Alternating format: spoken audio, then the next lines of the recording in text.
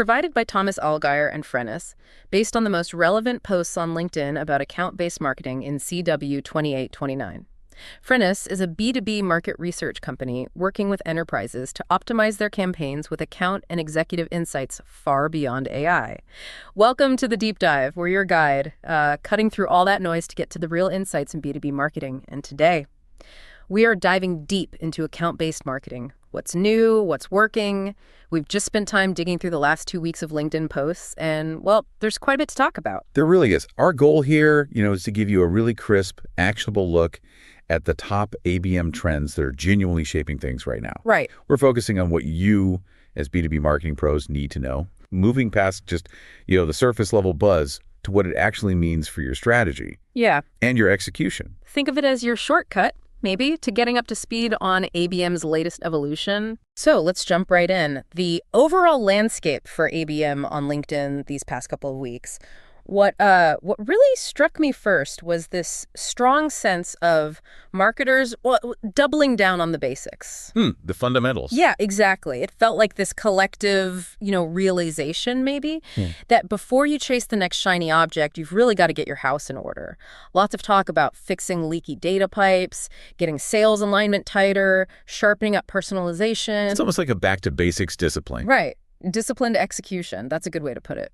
It is interesting, though, isn't it? Because you have that focus on fundamentals, which is clearly critical. But at the same time, you've got the early adopters really pushing things. Pushing how?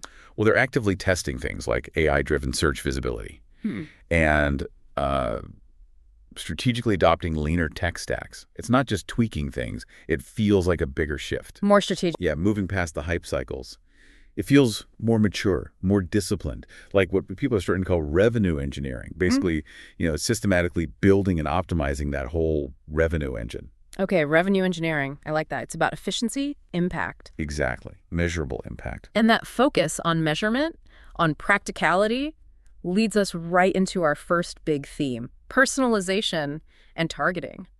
It seems like marketers are really getting granular here, moving beyond just, right message, right person. Oh, definitely. Much more nuanced. There was a great insight from Matt Rashford about formalizing personalization into 3 tiers. 3 tiers, okay. Yeah, and it's not just categories for the sake of it. It's actually a smart way to allocate resources. You match your data depth, your effort, to the actual value of the account. So you're not over-investing in lower value accounts or underserving your big ones. Precisely. Keeps relevance high without over-engineering everything. It's about being smart with resources, especially now. Makes sense. And it's not just about the data tiers, right? Ed Sinfer was talking about manufacturing marketers. Yeah, often seen as more traditional, maybe. Right. But they're really emphasizing rigorous account selection, deep stakeholder mapping, and authentic storytelling. They see that detail, that human touch, as the cure for spray and pray. Building real connections. It sounds simple, but it's fundamental. Absolutely. And that ties into what Bill Stathopoulos was saying about common failure modes. Ah, yes, the pitfall. Things like target lists that are just way too big, weak rules for disqualifying accounts, generic messaging. All things that undermine that connection you're trying to build. If the list isn't sharp, if the message is bland, it just falls flat. You need sharper segmentation. Which brings us to frameworks. Luther Dahleman mentioned teams using the SPICED framework in HubSpot. Spiced. Yeah. Situation, pain, impact. Capabilities, decision process, yeah. Using that to build personas. So it's not just who you target, but anchoring your plays on their actual business challenges. So you're grounding the strategy in real problems. Makes the messaging much stronger. Exactly. Data-driven personas driving the core message. But, none of this brilliant targeting or personalization works if the underlying data is bad. Which brings us to theme 2. Data quality and the technology stack. Ah, the foundation. Absolutely. And Isaac Akrush shared a stat that just, really makes you stop and think. Dirty data, siphoning off 10 to 35% of ABM budgets. 10 to 35%, that's huge. It's massive. Yeah. A huge hidden cost. Yeah. It's forcing marketers to layer in manual validation, multi-source checks. It's effort, but clearly doing nothing costs way more. No kidding. What a waste. But okay, on the flip side, are people cracking this? We saw some examples of success, right? Definitely. Theo Canellopoulos, for instance, he's operationalized these 6 workflow systems, getting contact match rates over 80%. 80%, wow. And securing 20-plus enterprise meetings a month.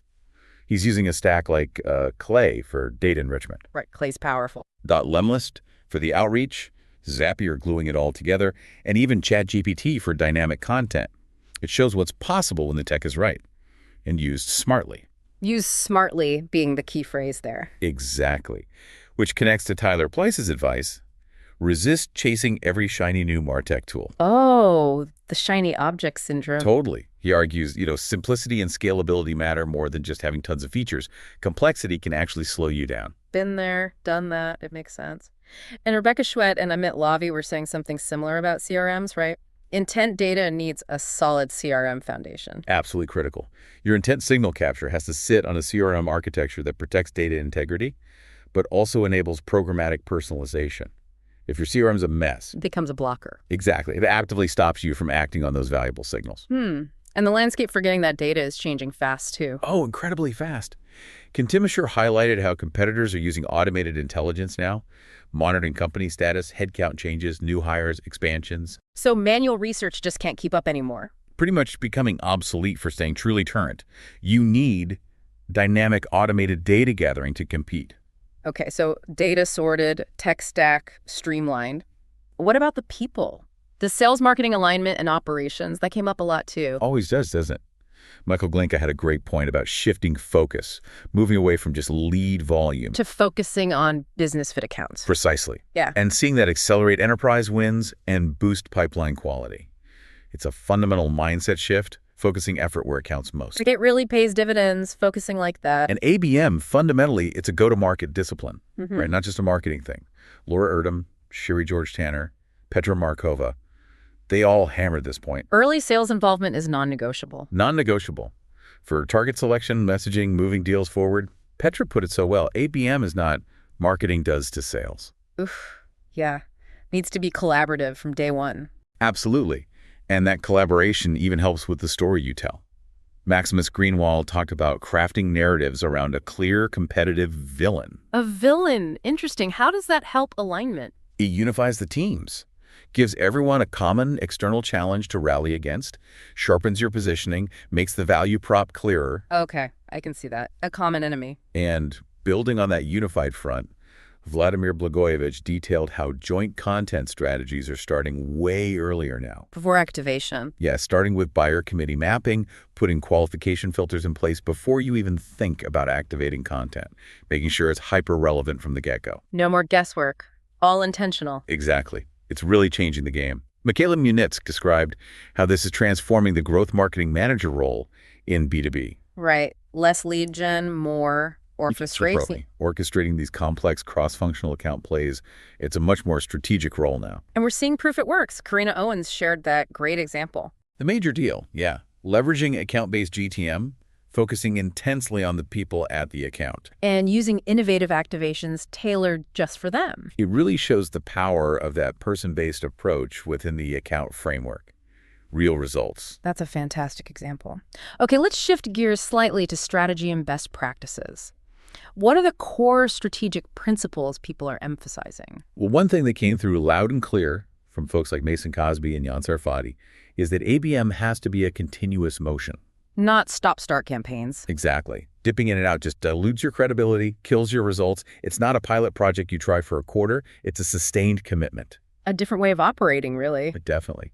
And thinking about Q3 planning, Marta George noted this trend towards fewer but much higher quality ABM events. Moving beyond just booths and stress balls. Exactly. Tightly linking events to actual revenue goals, creating meaningful, personalized engagement that genuinely moves the needle. That focus on outcomes, not just activity, seems critical. Fez Asghari was talking about that. Yeah, outcome-based programs replacing old activity metrics, focusing on clear commercial objectives, measurable business impact. It's about what marketing achieves for the business. That's how marketing proves its value. Right. Yeah. And for teams just starting out, Matthew Gillum had some really practical advice. Start small. Start small. Launch highly targeted campaigns first. Test, learn, refine before you try to scale it wide. Prove the model, build confidence. Makes sense. And when you think about best in class, Alicia Linden's insights on EY's program, that sounded like a great blueprint. Oh, absolutely. Really client-centric, deep focus on the client's agenda, turning insights directly into action. It ties back to what Gabriella Seller said, follow the money. Right. Drive revenue, build reputation, deepen relationships, all interconnected. And Declan Mulkeen had a strong reminder, too. True ABM needs strategic intent and mutual value. You can't just slap the ABM label on any account-focused tactic. It dilutes the discipline. Exactly. It's about the underlying strategy, the collaboration. And remembering, like Leanne O'Connor and Al Torres pointed out, ABM isn't brand new. It's evolved hugely with better tech and focus. Which, of course, brings us neatly to the elephant in the room, AI and automation impact. This is reshaping everything. It really is. Josh Wheel shared that nagging thought from G2's 2025 buyer behavior report. Those stats were pretty stark, weren't they? Unbelievable. 79% of buyers changed their research because of AI search, and 29% now start in ChatGPT. Wow. So you need to show up for the robots, as he put it. If AI can't find you, understand you, are you even visible anymore? It's a massive question, and we're seeing different responses regionally. BenGT highlighted this divergence. Europe versus North America. Yeah, European practitioners seem to be keeping human relationships really central, while North American teams are leaning harder into AI for personalization at scale, different philosophies emerging. Interesting. And there's a gap in readiness, too, right? Tatya Terpovskaya's point. Huge gap. 91% of B2B revenue teams say they're implementing AI plus ABM.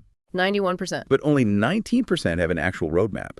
That's a big disconnect between doing something with AI and having a clear strategy, lots of experimentation without direction. Maybe He's like it, which makes Eloise Todd's advice even more relevant. the human first, AI fast approach. Yeah, I really like that. Use AI to augment human creativity, connection, thinking, not replace it. It's about AI as a co-pilot, not the pilot. Totally. And AI can help you get in earlier, too. Renee Edwards was talking about tools for anticipation. Like TechCrunch's AI Investor Predictor or GigaBrain. Yeah, using AI to anticipate needs, not just react to signals that are already there. That feels like the next level. Definitely proactive. And Dorothea Gosling explored how generative AI can really scale that personalization ethically, tailoring value props for different personas across a whole buying committee automatically. The potential there is huge, but it's moving so fast. James Hong's perspective was pretty out there. The shift from ABM to AI-led agent-based GTM by 2025. Yeah,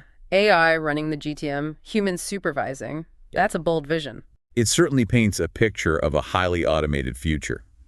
Okay, maybe let's pull back slightly and look at some broader market observations and trends that tie all this together. Good idea. What else stood out? Well, Stefan Riepen brought it back to discipline again, the importance of qualification. He mentioned 20 core discovery questions sales must answer before activating ABM. Foundational understanding before you spend the resources. Makes sense. And circling back to Michaela Munitz's point about the growth marketing role. Orchestrating those cross-functional plays. Yeah, it really reinforces that shift away from just lead gen towards a more strategic, holistic orchestration role. Right. And Paolo Pacino made a really important point about convergence, ABM and customer experience. Seeing ABM plays spanning acquisition and post-sale expansion. It's the whole life cycle. ABM doesn't stop at the sale. Exactly. It's continuous. And looking at the events and community aspect, it's clear this is a really active space.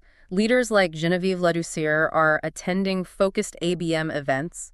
Yeah, signals a really vibrant community committed to learning, sharing, pushing things forward. And the core theme in those community discussions, according to Drew Neisser, still that alignment piece. Marketing, sales, customer success, getting that alignment right across the board is still top of mind for everyone. It's crucial. And Victoria Crest was highlighting the strategic nuances within ABM itself, like land versus expand. Focusing on effective customer development.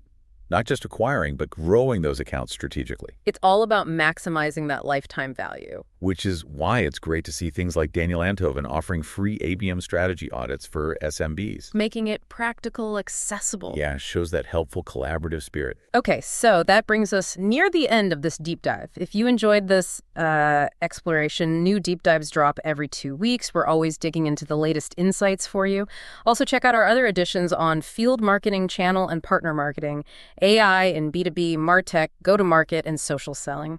Thank you so much for joining us as we unpack the latest in account-based marketing. It's really clear, I think, that ABM is moving beyond just being a tactic. It's becoming a core GTM philosophy. Absolutely. So the question we'll leave you with is, How deeply are you embedding this strategic intent, this cross-functional collaboration into, well, every part of your revenue engine? Definitely something to think about. Make sure to subscribe so you don't miss our next deep dive.